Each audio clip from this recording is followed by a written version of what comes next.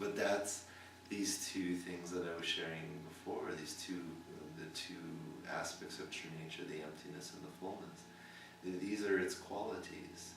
Is the emptiness is the dissolving of identity, which is dissolving into the formless, which is, there's a detachment to that.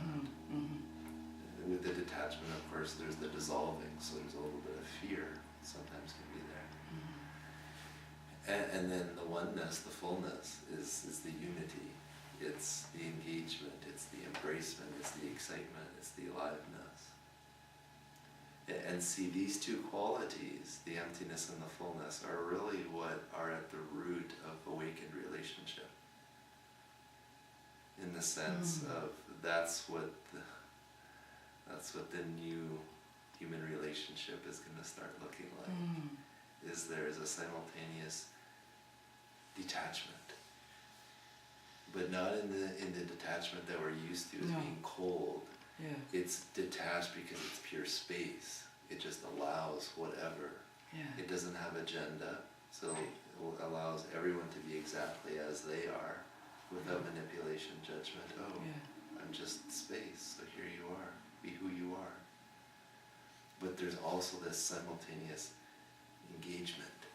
But it's not attached engagement. It's not sticky. Yeah. Like, I need you to be something. Right. Or I need you to be there. I need to own you to give me security.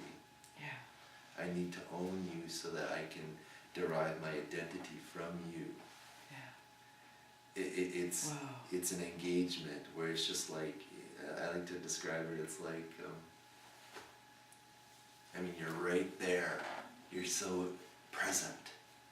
It's not sticky presence. This presence by its nature is light and it's free. It doesn't attach. Right. But it isn't cold. It's so right there. It's right there, but it holds as well. Like just... Yes. There's this...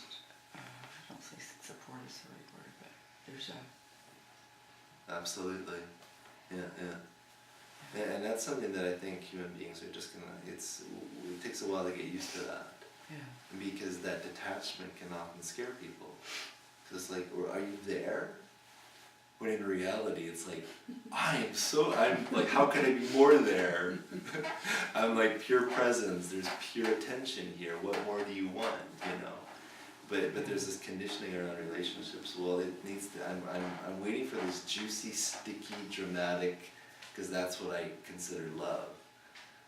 When it's love intermixed with bondage. Right. Yeah.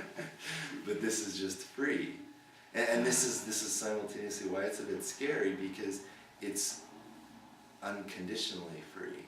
So you can't own me. Yeah. Because this that I want to give you from this space, I give it to everybody. Yeah. So you can't own me either. I can't own you. And it's a little weird because what holds the relationship together, the mind says? There's no security. And there isn't. What holds it together is the moment. If there's connection, if there's openness, if there's an allowance, then it stays connected on its own, but through surrender. And it's a little scary. I mean, because the deeper you go, the less sticky it gets, you could say. If as a metaphor, it's more space and more space and more space, and you're tuning into, wow, like it on some level it feels like we're universes apart, but yet we're so connected.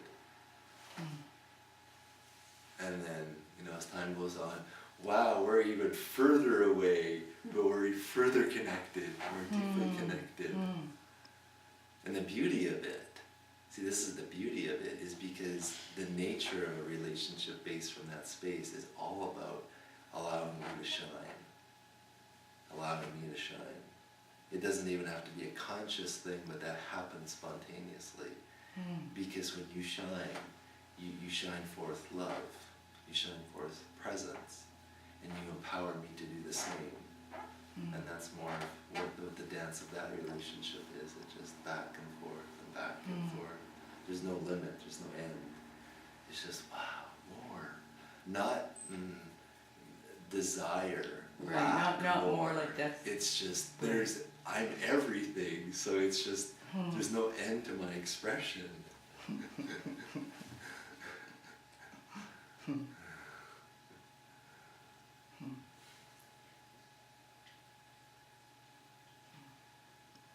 And it doesn't mean you still don't have preferences, or there's certain people you resonate with more.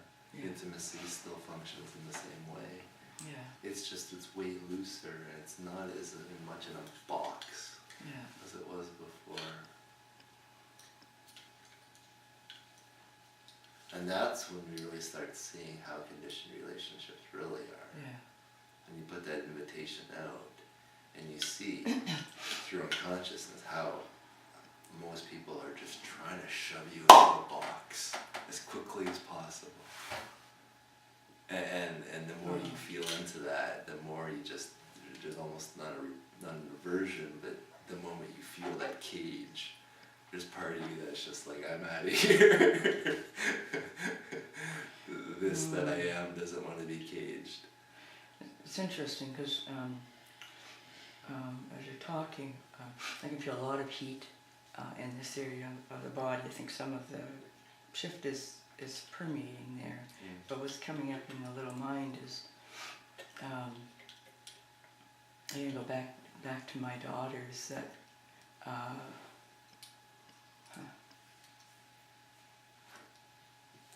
they really see and know me as in this little box. Yeah. And are not able to see and know, and that's my point of view at this point in time, outside of that box. Just, because they were brought up in a very traditional, unconscious way. Oh, I might as well forgive myself for that too. You might as well.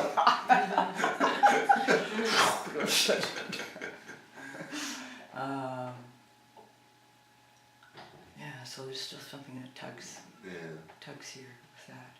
I mean, what I can reflect back is there's a challenge, of course, because the relationship. This is why, especially intimate relationships, they're so complex and multifaceted. So when a person starts awakening and shifting, it can take a while for that to interpenetrate into certain relationships. And you never know what's going to happen. This is the beauty about this. Because your little mind is telling you something right now, but how that's actually going to manifest, you don't know. Yeah. It's more going to be when you actually interact. Yeah.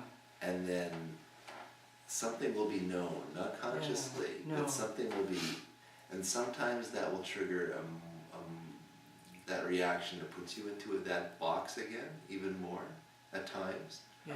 And other times something will just, all of a sudden something just shifted, and somehow there's just this intuitive connection. Yeah, I had that experience this summer with one of my daughters, that it really shifted things. But I know that she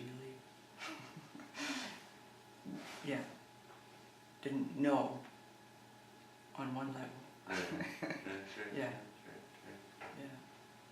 But it's changed.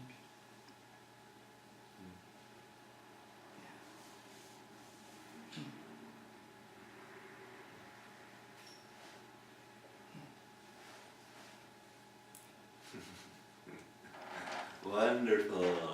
Thank you. Thank you. It's a beautiful thing.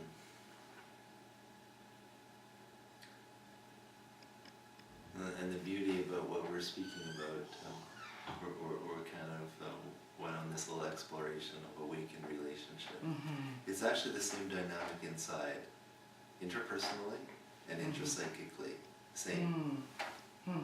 So when it's almost as if we rewire our relationship with all these parts of our psyche. So this little baby still hates itself. This little baby's still afraid of everything. This little baby's not. There you go.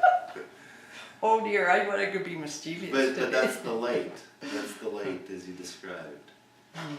That's the teaching function. That's the guru. That's the inner teacher. Is your consciousness, your awareness itself. that part of me that is free.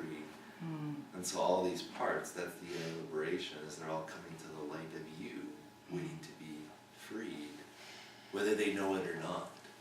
They might actually have this sense, oh, I'm so afraid of everything, so I'm going to go kill that thing. Because I need to protect myself. But it's actually like running right into the light and poof, it explodes and oh, I'm free. Fear was just a cover. I don't need fear anymore. I can come dance into the light. Yeah.